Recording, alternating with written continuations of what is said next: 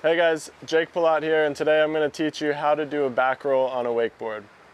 So there's a heel side and a toe side back roll, but today we're going to focus on a heel side back roll.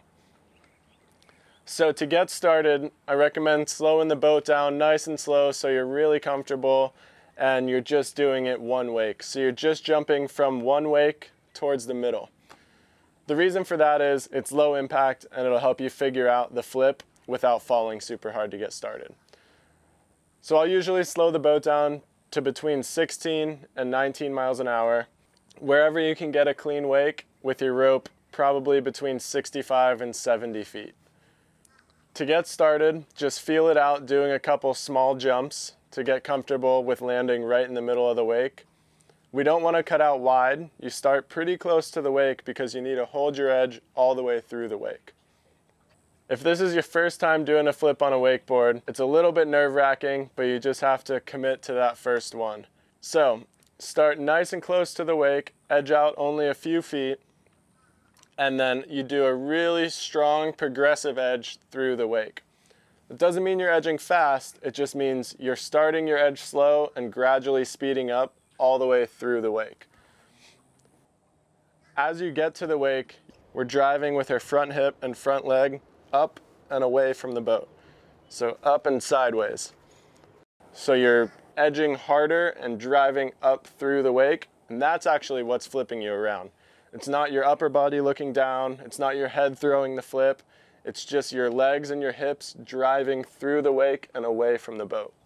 So you're actually leaving off the tail of your board and driving with your front leg upwards and away. As you come around through the flip, you want to keep the rope low and still all the way from takeoff to landing. That way you're well supported when you land and you're in a great position to ride away strong. If you find yourself coming up short on the flip, pay attention to what you're doing with the handle in the air. If you're pulling in, it's going to slow down your flip. If you can't quite figure out the axis of the flip, one thing that'll help a little bit is if you look through your armpit to start.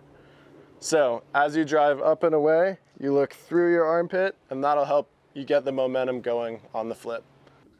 As you finally start to land on your board and get comfortable with the flip part of it, be ready for the landing. Have soft knees, keep that handle low, and just be confident that you're going to ride away from it.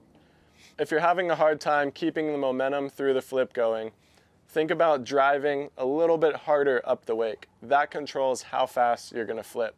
So the more emphasis you put on your hips and leg moving through the wake, the faster the flip is going to come around.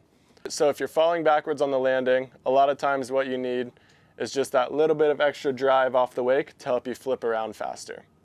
If you find yourself over-rotating the flip, that means you're driving too much up the wake. So just tone it back just a little bit.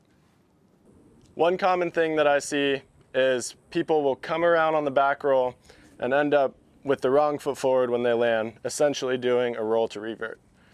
The reason that that happens is because on the takeoff, you're pulling the handle to your other hip, which is actually making you come around with the wrong foot forward doing a roll to revert when you just want to do a back roll. So if that's happening to you, think about locking that handle in right by your front hip and keeping it there. So you make the handle follow your hip through the whole flip, keeping it still and in the exact same position. Once you've ridden away from it one wake, it's time to take it wake to wake. If it helps you, you can pull your rope in shorter than you normally ride for your first few, and then gradually work your way out to your normal speed and rope length. The nice thing about doing it with a short line to start is you can go a little bit slower. So it's the same concept of doing it one wake, but you're finally taking it wake to wake. You just still have that forgiving bit of softer landings and you won't fall quite as hard. So once you're ready to take it wake to wake, just cut out normal like you're doing a normal jump. Maybe warm up with a couple just wake to wake jumps. And then when you're ready to try the back roll wake to wake, take your normal edge out. And as you turn back into the wake, start your edge nice and slow so that you can gradually speed up all the way into the wake. When you get to the wake, it's the same thing as you were doing on the one wake. You're driving the board up and away from the boat to start your back roll. And then you're gonna have that nice second wake to land in the transition, which is really forgiving. So the three main takeaways from doing the back roll are progressively speeding up your edge, driving your front hip and leg up through the wake and away, and then to help you get the rotation right on the flip, look through your armpit as you start the flip. Once you get the back roll dialed in wake to wake, now you can start experimenting with different grabs and even roll to reverts. There's a lot of progression that can come from learning a back roll and so many different ways you can take it. So it's a ton of fun, and I highly recommend trying it out for yourself.